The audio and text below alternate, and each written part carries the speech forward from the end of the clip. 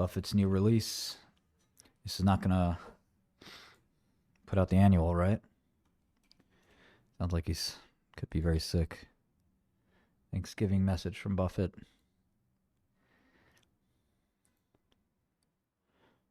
Let's read it.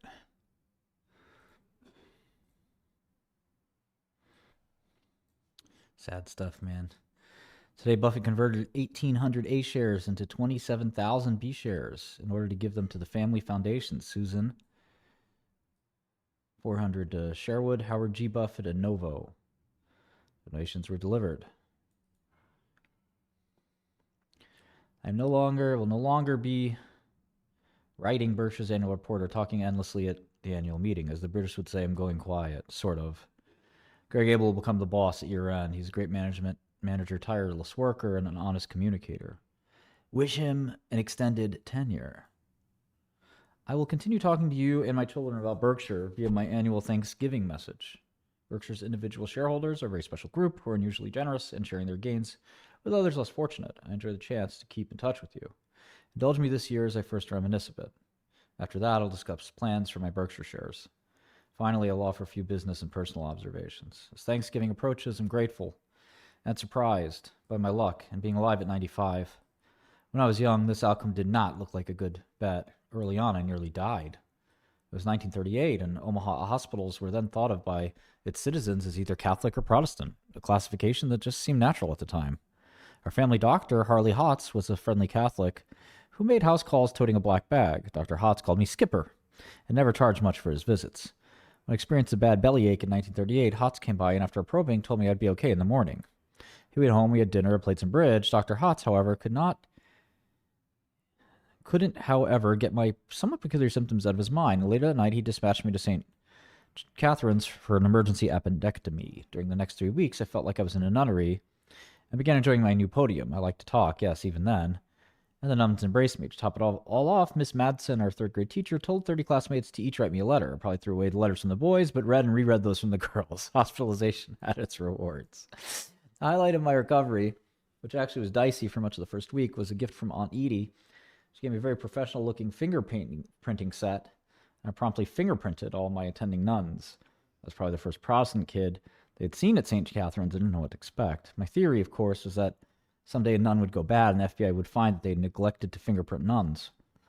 This guy was a snitch. The FBI and its director, J. Edgar Hoover, had become revered by Americans. I envisioned Hoover coming to Omaha to inspect his collection and thought Edward J. Edgar and I would identify and apprehend the wayward nun.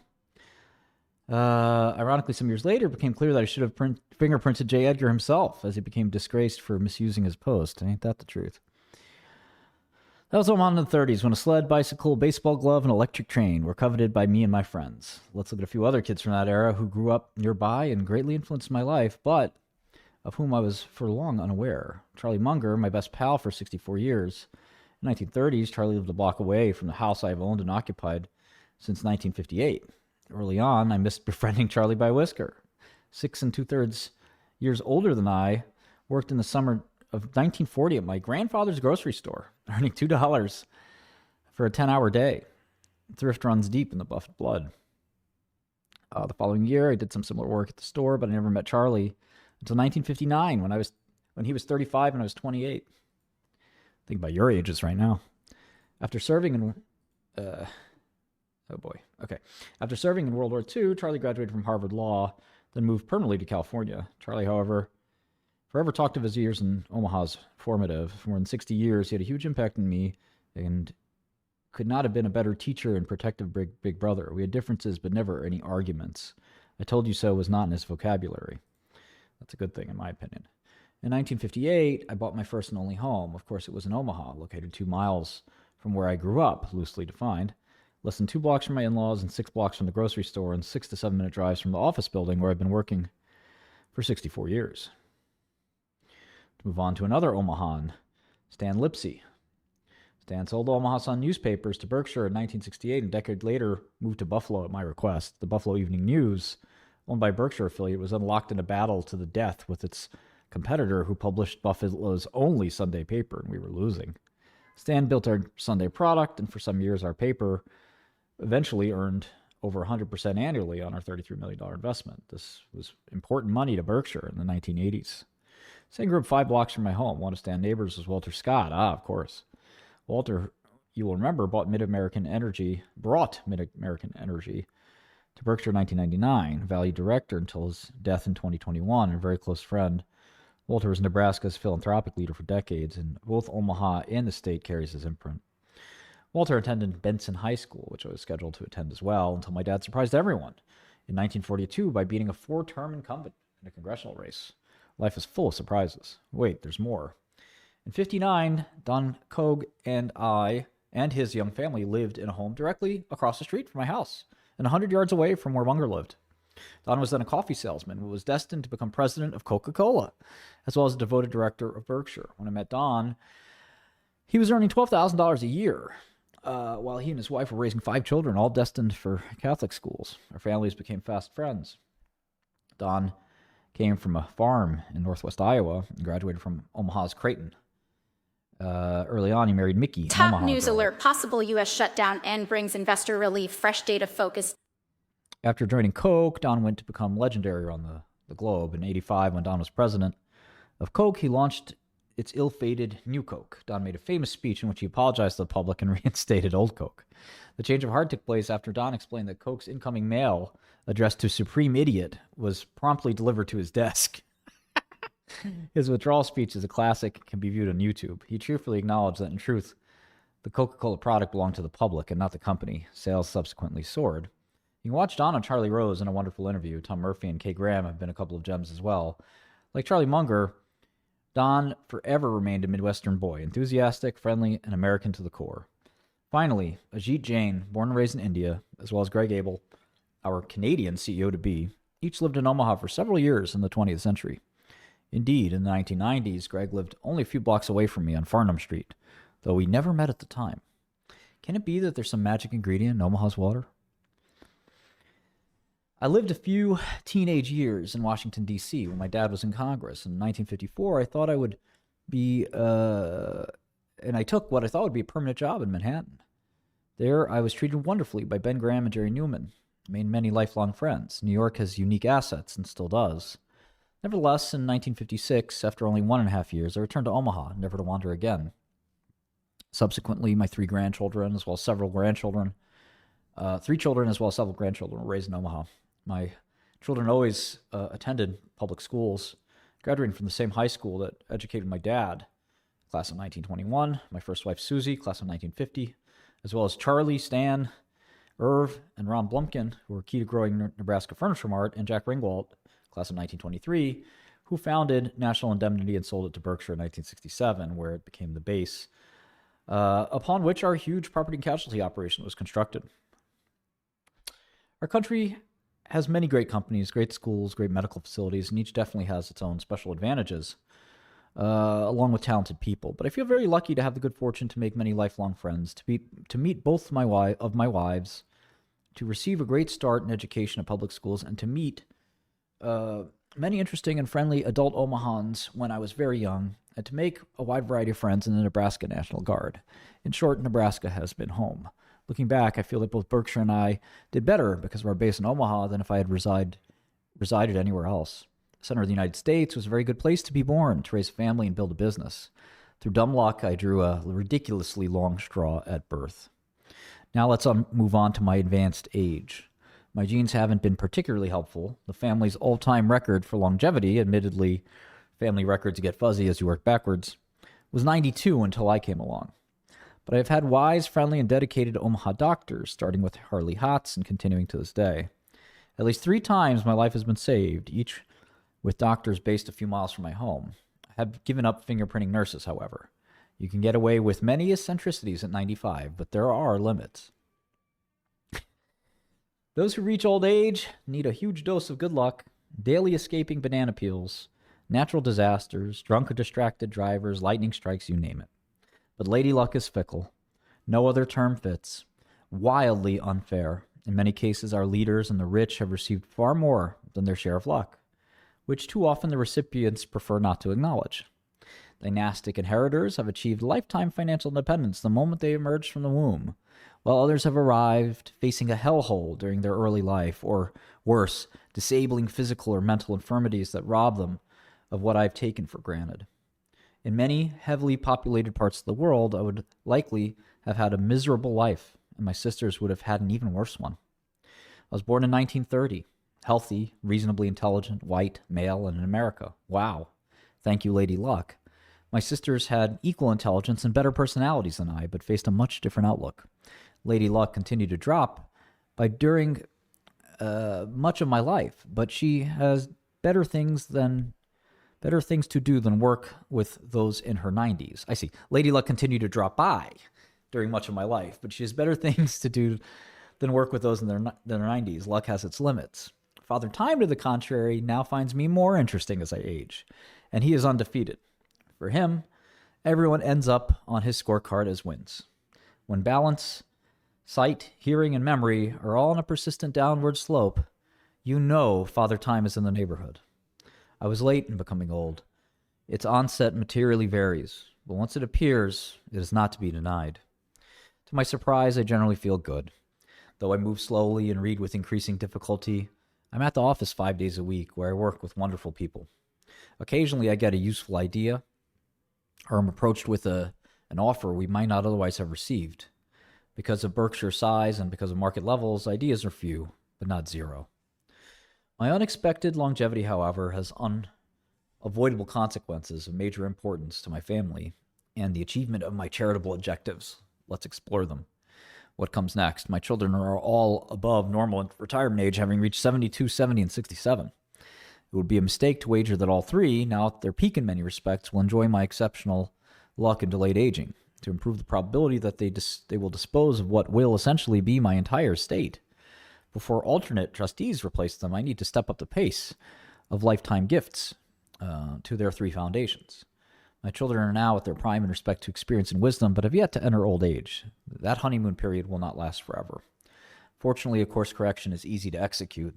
There is, however, one additional factor to consider. I would like to keep a significant amount of A shares until Berkshire shareholders develop the comfort with Greg that Charlie and I have enjoyed for so long.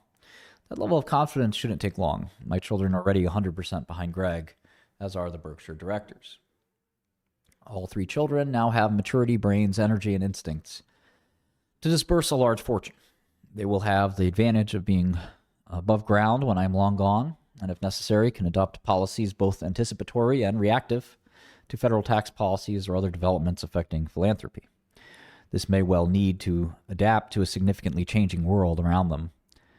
Ruling from the grave does not have a great record. I have never had an urge to do so. Fortunately, all three children received a dominant dosage of their genes from their mother. As the decades have passed, I have also become a better model for their thinking and behavior. I will never, however, reach parity with their mother. My children have three alternate trustees in case of any premature deaths or disabilities. The alternates are not ranked or tied to a specific child. All three are exceptional humans and wise in the ways of the world. They have no conflicting motives. I've assured my children that they do not need to perform miracles, nor fear failures or disappointments. These are inevitable, and I've made my share.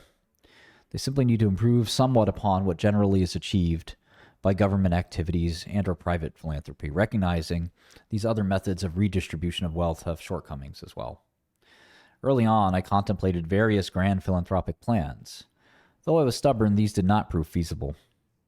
During my years, I've also watched ill-conceived wealth transfers by political hacks, dynastic choices, and yes, inept or quirky philanthropists. If my children simply do a decent job, they can be certain that their mother and I would be pleased.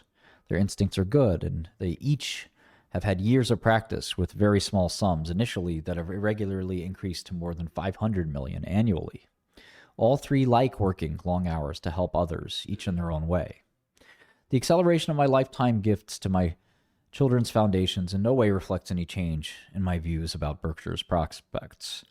Greg has met more than the high expectations I had for him when I thought he should be Berkshire's next CEO. He understands many of our businesses and personnel far better than I do now, and he's a fast learner about matters many CEOs don't even consider. I can't think of a CEO, management consultant, academic, member of government, you name it, that I would select over Greg. to handle your savings and mine. Gregor stands, for example, far more about the upside potential and the dangers of the property casualty insurance business than do a great many longtime property and casualty executives. My hope is that his health remains good for several decades.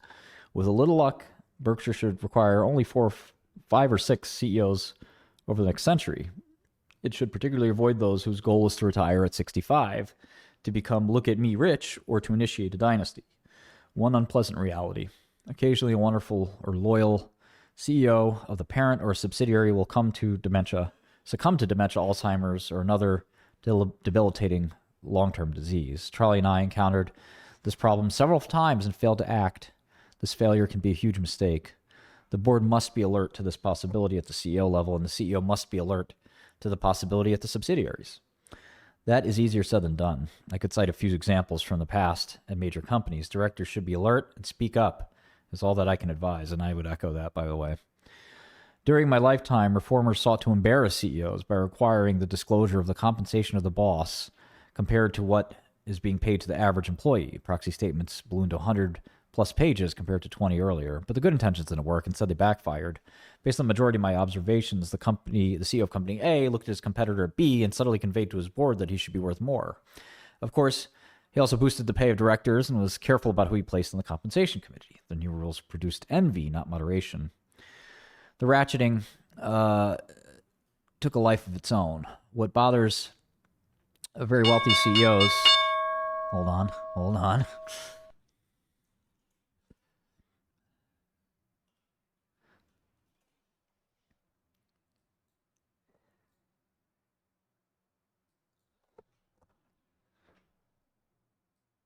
While Trump threatens controllers, U.S. flight cancellations will drag on even after shutdown ends.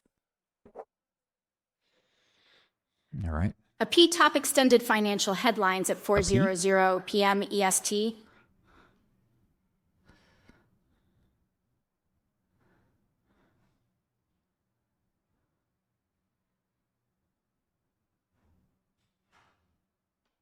U.S. stocks, Wall Street ends sharply higher. NVIDIA and Palantir lead AI surge.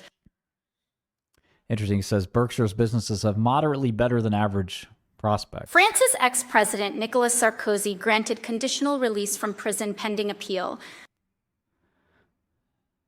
Led by a few non-correlated and sizable gems. However, a decade or two from now... Carter reports third quarter 2025 financial results and corporate highlights. Capricorn's out. Okay, top line results in the coming weeks. Highlights. Whatever that means. Trump says he gets along with Syrian president, expresses confidence in his leadership. $99 million in cash. Hold on 1 second. Is that a...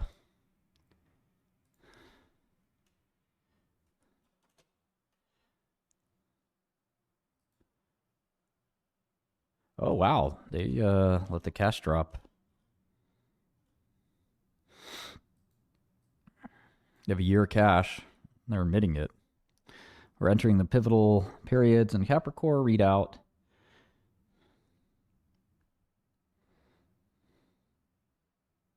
$105 patients. Hope 3. Power to measure. Two endpoints. Top line results are expected in the coming weeks. So what does that mean? 2 weeks? 3 weeks?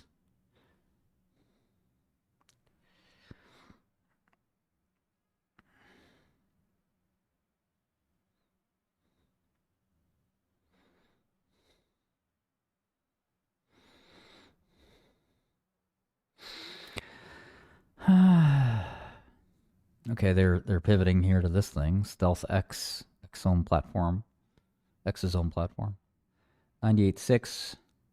No shares have been sold as of November 10th under the ATM. Wow. Okay. Thanks, I guess.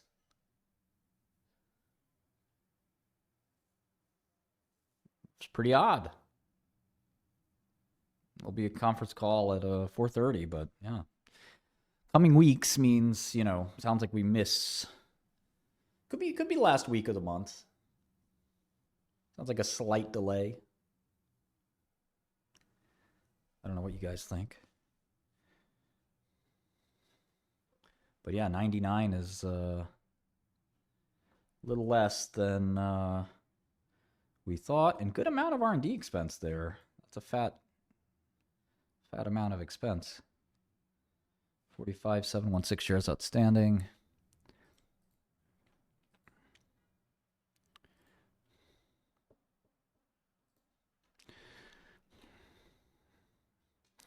Yeah, two is on the table.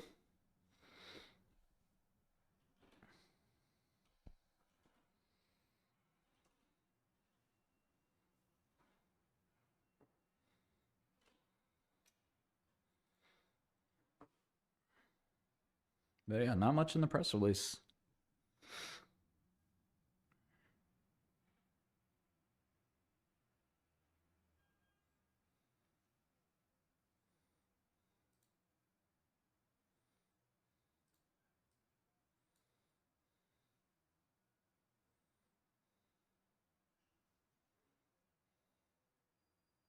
Berkshire warns of AI deepfakes impersonating Buffett. Let's go. Let's keep reading the Berkshire letter. He's talking about CEO compensation here.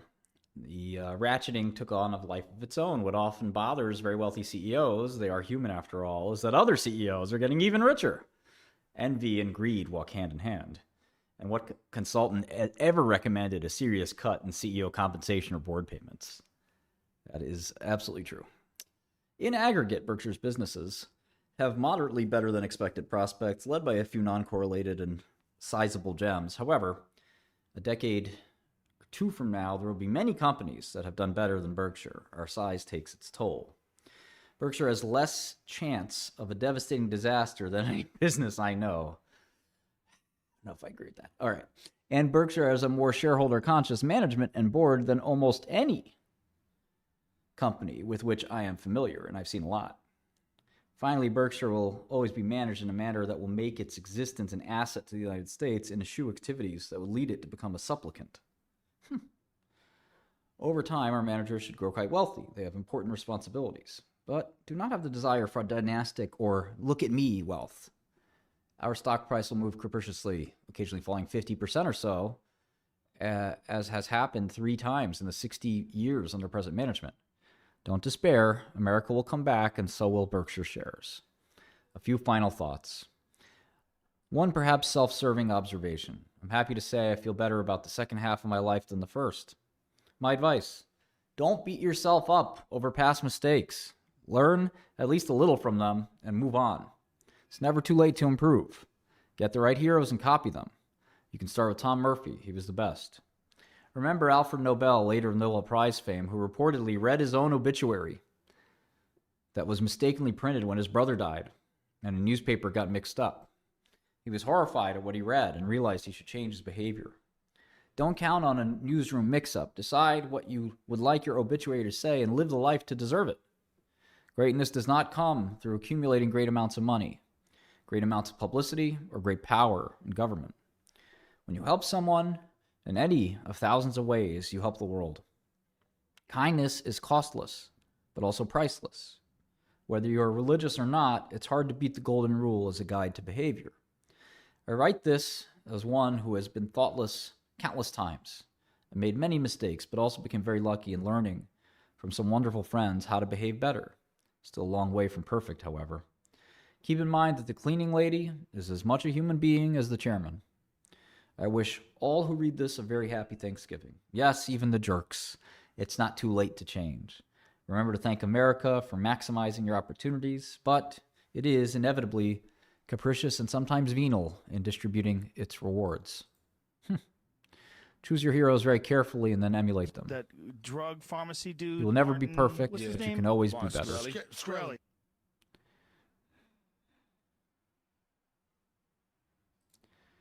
Could be Buffett's last letter. We'll see.